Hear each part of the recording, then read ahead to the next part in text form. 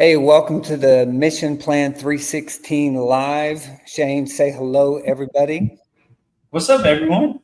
Hey, in a second, we're going to end up having an incredible interview with a guest who took a mop, basically, and turned it into a mission lighting empire. And we're going to find out more about that. But before we get started, I'm going to ask if you're new here, if you're checking out the channel, I want to hear what city and state that you're from, the industry, and the business that you're in. So if you're watching on YouTube, I don't care what day or time it is, I want to know where your business exists and the name of your business and city. And then if you're interested in getting interviewed on this podcast, make sure you hit me up on either Facebook or I'll just give you my email address. It's joshua@asyougo.network if you're interested in applying and being a guest on the show.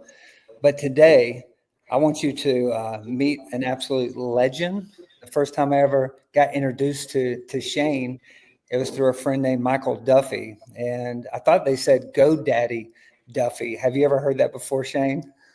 Have I heard GoDaddy Duffy? I was like, "Who's GoDaddy? I want to know. I want to know who does he own GoDaddy?" Is originally what I thought. But he started out as a window cleaner, and now runs a multiple seven-figure lighting company. Is that safe to say? Yeah, absolutely. Not just in San Antonio, but has actually opened up multiple locations. So if you're curious about starting a side hustle or scaling a business, or if you've got, maybe even a homeschool family and you're thinking about, man, maybe I can start a business and hand it off to the kids. This interview today is something you can learn from, listen to, and understand how to scale your business over time if it's something that you're interested. If that is something you're wanting to find more information on, we are going to share with you your next steps to find out more information on what Shane is doing. So Shane, let's go ahead and jump into your story. When you first started out, was the dream just to make some money?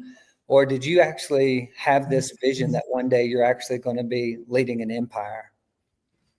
So, no, from day one, yeah, I had this vision that we were going to franchise a business and have something big.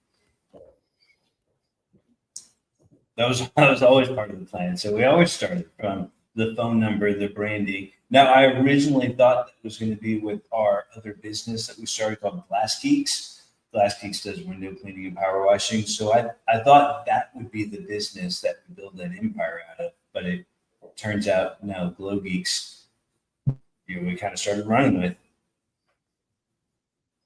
Is growing and is starting an empire the same way as starting a side hustle? Talk to me about the startup process. As far as my journey, right, might have been a little bit different. We were always entrepreneurs. We had this sticker vending business. Did I ever tell you that? Yeah, I remember that inside of ISI. Right. So I mean, we had that, and we started this business when I was maybe 25 or so. And I'd say that was like my first kind of home run. Right at the time, right, it felt like a home run because I had a lot of businesses and side hustles before that. So we started the sticker business, and it allowed me to quit my job. We bought this house on 8 acres that we kind of call our dream home, and I was semi-retired, right, working 15, 20 hours a week or something, and I took summers off. And a mentor of ours, right, Big A told me, and I don't know, 28 at this time or so. He was like, Shane, what are you doing, man? Hire someone, 15, 20 bucks an hour. Don't do the silly vending business. Just collect that passive income and go start another business that you grow to 7+ figures. So I was like, damn, I am being a little too content, right? Or complacent would probably be the better word. So that's when we started Glass Geeks and kind of started getting into the service industry world. So to answer your question, it kind of started off like as a new side hustle in the summer months when we weren't very busy with the school vending business. What was your first hire in the window cleaning business? That was first I was someone in the field. Yeah. Get out of the field. Yeah. And so your first job, so Did you start by doing all the work yourself? And then what number were you doing or revenue were you doing to be able to put somebody else in the field to take yourself out? Because I'm thinking about someone that's listening and trying to learn of when they can walk away from the field and start focusing on something else. And then what was that something else that you focused on? For us specifically, right, I still had money coming in from this like passive income vending business. So I started hiring someone almost immediately. It was still Shane doing all the work, the sales, the jobs, the hiring. I did have a partner at that time that did a lot of the back end stuff. So I probably hired sooner than most folks would as like starting a side hustle. But we want to grow big. We want to grow fast. When we started Glow Geeks, we already had that experience of glowing glass geeks. So it was never Shane full time in the field doing everything. It was from the get go hiring and training someone to do it in the field. So we grew Glow Geeks way faster. Right? 'Cause we've already done it before. You already a little bit know what you're doing. Yeah, that's really good. If you're watching or viewing, go ahead and type delegate inside of the chat. That might be most people's next move. And do you have a book that you would recommend for someone to read that maybe is connected to delegate or to help someone's mindset understand how to replace themselves? Well, you say that in Traction and E-Myth come to mind. Those are some kind of core books that everyone should have and read. And there's probably at least another couple dozen books I can recommend. But those two, off the top of my head, what would you say as it relates to delegating? Both of those are excellent and they'll work. What we learn a lot of times is it doesn't matter the book, it's implementing what you learn. And so I love both of those. If you were saying, Josh, what's your number one go-to book as it relates to delegate? This was actually a book that Mike Dalkey gave out inside of his BBB group, which doesn't stand for what most people think it does. And it's a Dan Sullivan book, which in my opinion, Dan Sullivan's one of the best thinkers as a strategic coach. He's got great books, Gap in the Game, but 10X is easier than 2X. He's got a guy named Ben Hardy that writes it all. But specifically the book, I went a long ways to share this, is Who, Not How. Who, Not How. That's a great one. Such a quick, easy read too. That is a classic. That was a mindset changer. Hey, let's talk about lead sources. When you're thinking about growing a outdoor lighting business, where was your go-to primer to be able to fill the pipeline with leads? So I say, and there's a lot, and I think in outdoor lighting, that's probably the hardest part is to come across the leads because unlike window cleaning and power washing, there's not that wide of a net. You're only really going after 5%, the top 5% of people. There's not a $300 job you're going after. So I think it's a little harder. So some of the things we do, first we teach like any new glow geeker. And anyone that comes into the lighting trade school, as well as what we teach, just go and do 10 jobs at cost. And now at cost doesn't mean you need to lose money and doesn't mean you can't make anything. It's just maybe instead of making $3,000 a day, you make $500 a day and you cover your costs. But go out there, do at cost. You're going to, it's like paid training is what I call it. You get out there and actually learn. You shouldn't charge full price day one because you don't know jack yet. You're going to make mistakes. You're going to take multiple trips to Home Depot. You're going to fail. Like, give some discounts in lieu of getting a Google review, getting a Facebook review. Let me put a yard sign in your yard. I'm going to tin around your neighbors. I'm going to use this picture on your Google My Business page, and I'm going to use this to market. I'm going to put it in Syngin and blast the whole neighborhood 3 times. And then that's how you start to get traction. You do that 10 times and action will create results just because you're busy and you're out there. Get your truck wrapped. You're going to be seen. So after you do that, we'll then start paying money in marketing, right? You can't start spending money on marketing day one when you have one Google review and it looks like your best friend that left it. So you want to actually have like a legitimate presence and then start, going all in on social media. Start paying for your Google ads, start networking, What we started doing here, Josh, is anytime we do an install now, hey, who is your pool builder? Hey, who is your home builder? Who built that bocce ball court, that we just lit up? And then we start sending them the pictures and tagging them. Who just put in those palm trees? I want to talk to that landscaper. And then we're giving them pictures. We're giving them credit on Facebook. We're trying to talk to the home builders. And we're starting to try to create a referral network by doing that consistently. Yeah, it sounds like you almost need to join a dating app and get really good at dating people so you can talk to people, because there's a lot of relationship work going on. Is that right? Relationships, for sure. That's huge. And kind of another thing, this is not something I'm smart enough to comment on, but I think we can all see AI is changing the game.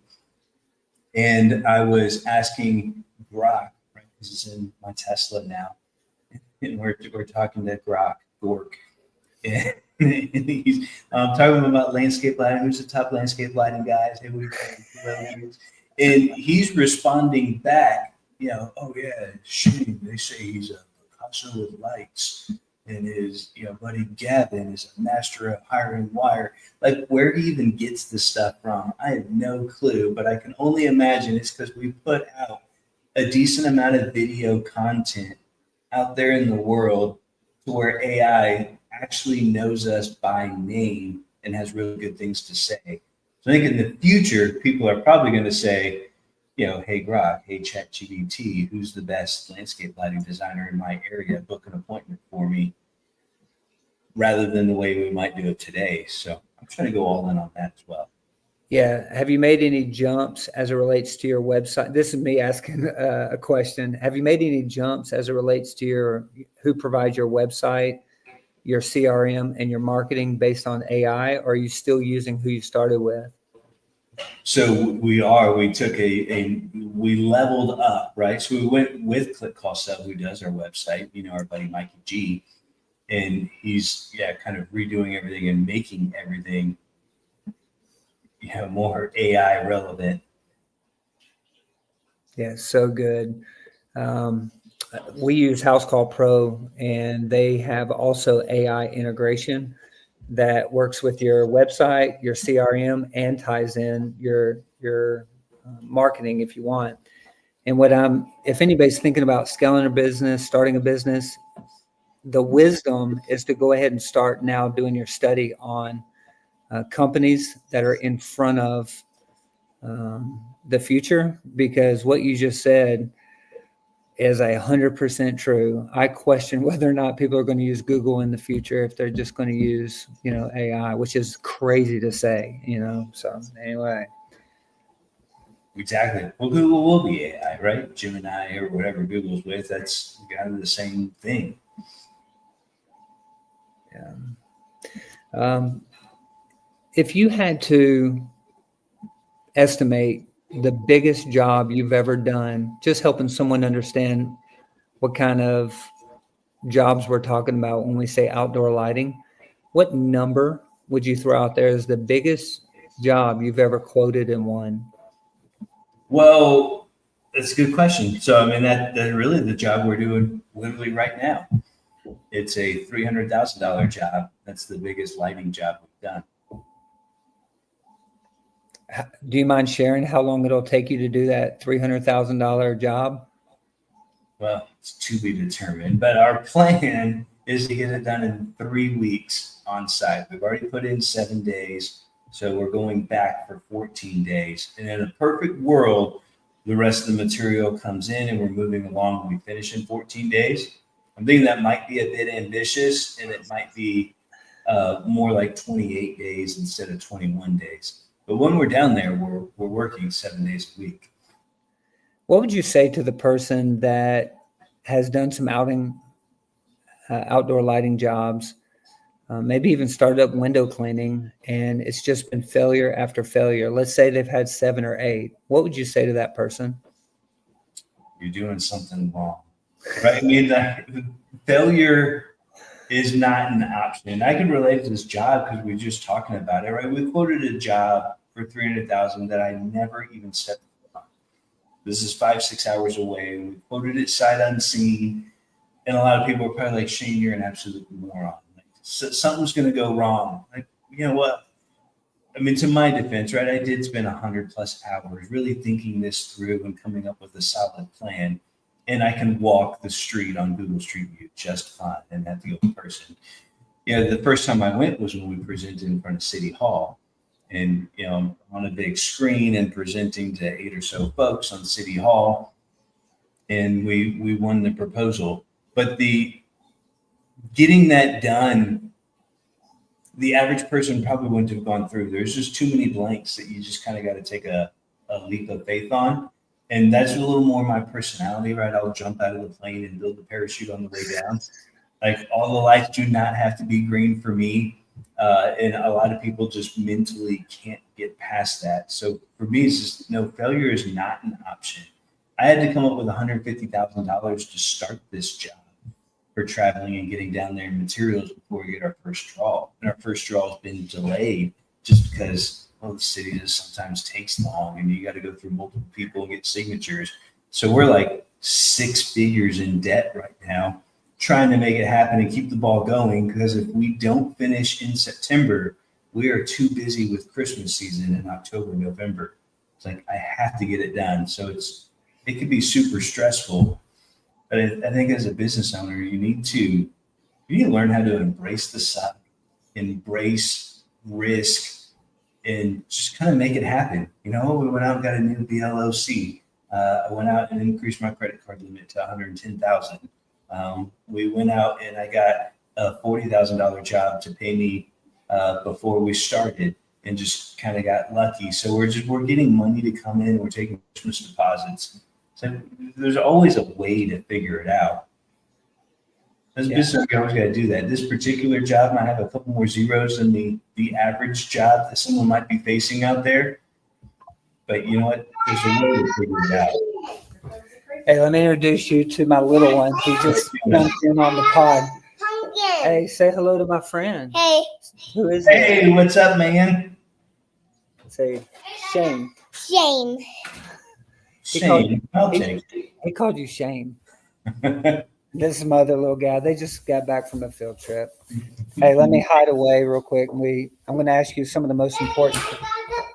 I love your pumpkin. It's so beautiful. How did you find your first technician or your first salesman? I know there's going to be people here that's trying to figure out how to replace themselves.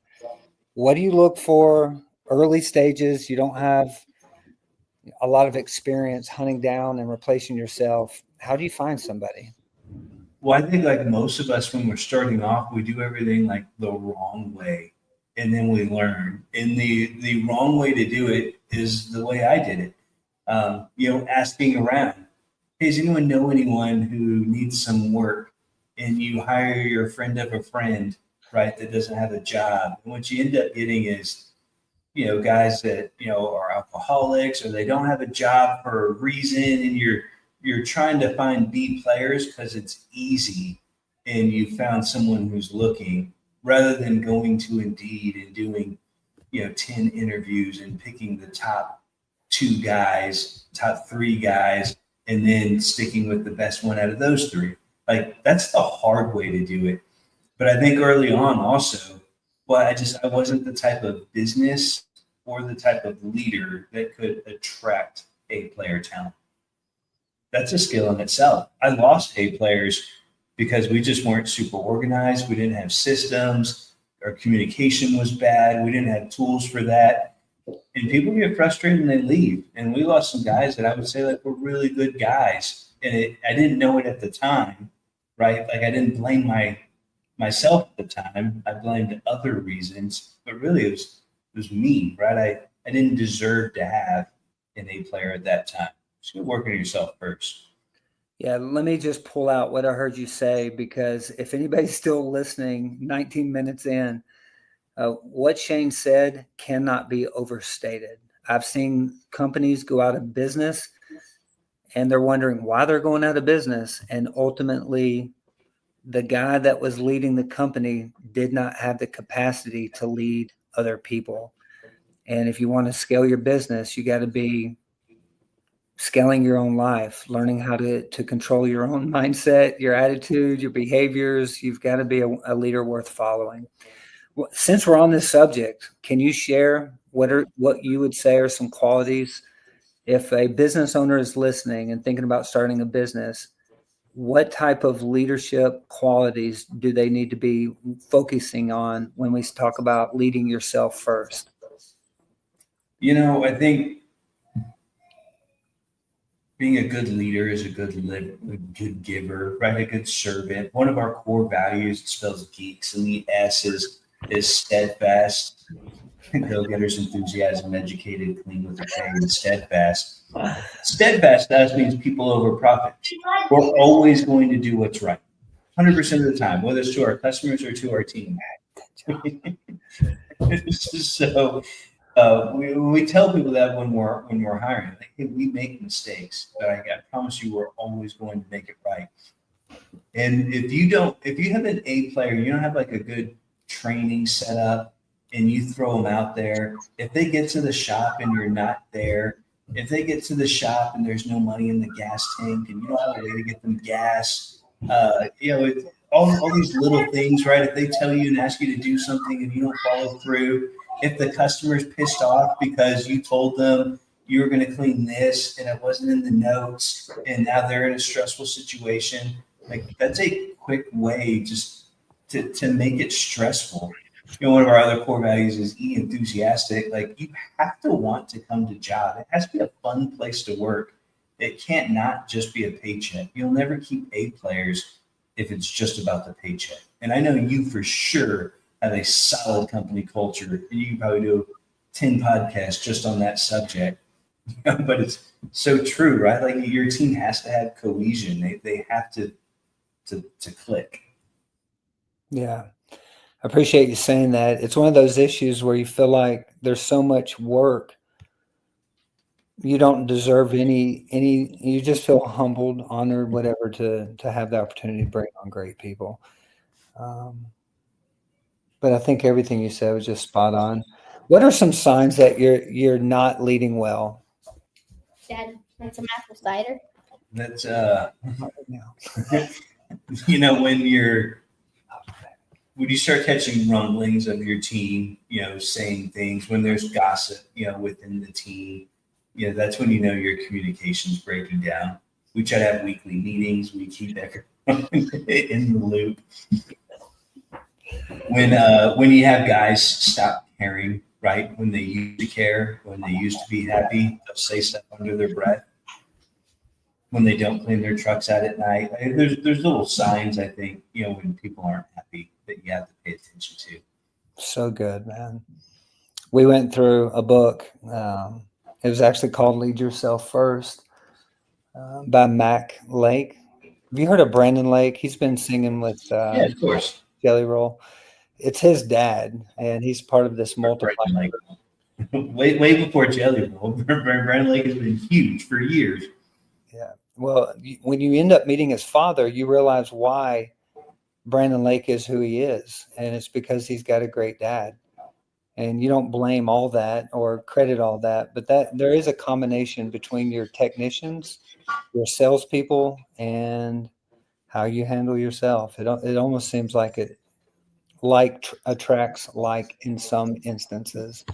Not always true, but sometimes. I think so. And I treat my team, I think listeners, I would hope everyone does, right? It's just natural. It makes it who I am. But my team is my family. Right, they're my work family. I care about them. I want to make sure they're making enough. Their rent is paid. If they're short, and I want them to be able to come to me, and I'll give them in advance. I want to love on them as much as possible and truly care about their success, whether it's within my organization or we're a stepping stone to the next place. We celebrate it when people move on. It hurts because you don't want to use an A player, but I'm genuinely happy for them. Yeah, people either launch or leave, and you got to determine which type of leader and organization you're going to be. Are you going to launch people into something great, or are people going to to leave because you're not? So that's a great word. We could honestly, Shane, chat for a long time and get a lot of value. I'd love to bring you back on, maybe see if your wife wants to join us on our next podcast as we talk about what it looks like in family and in the home and things like that. You think she'd be up for that? My wife is hilarious. She can tell you all the things I do wrong. And she's great. If you want to know what it's like being the wife of a serial entrepreneur, well, she'll tell you all the good and the bad. Yeah, we'll plan on that. I was talking to John. I'm going to jack up his last name, Kermenza, and his wife's going to be on next time as well. So I'm going to try to get several in October to bring on spouses. Hey, I'm going to let you leave. I'm going to let you have last words. If somebody is thinking about starting an outdoor lighting business or even a window cleaning business, how can they get in touch with you? How can they find out more about you? If they want to see the sickest Tesla wrap on the planet, where can they go and check it out? Yeah, I appreciate that. So, I mean, the quickest way, right? Find me, Shane Duffy, on Facebook. Our podcast is Lighting Trade School, where we talk about lighting. We have a weekly podcast. Our Facebook group for lighting is the Illuminati Lounge. Illuminati Lounge. Easy to find. Plug in there. Find me on Facebook, TikTok, Instagram. Message me or Shane at Glow Geeks, no W, GLOgeek.com, and reach out. And whether you're interested in being a glow geeker or you just want to enhance your skills, like through the lighting trade school, or just be around. I mean, we've done tons of free knowledge every day and all day, and whatever we can do, I'll talk lighting with anybody. It's my passion.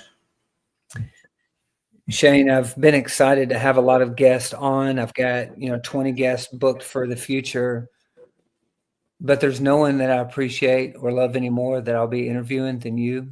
I appreciate your character, how you've been, just a man that is who he is wherever you see him at. And then that's why I think it's worth anybody that's looking to find out more, get coaching on lighting. You're the right dude. So I appreciate you being here on the Mission Plan 316. We're here Monday through Friday. Make sure you like, make sure you subscribe, make sure you share. And if you want to be a guest, make sure you drop your information in the chat. And then if you've got somebody you want to see on the show, make sure you put them in the chat as well, and I'll follow up with them. And until next time, peace. I need some theme music.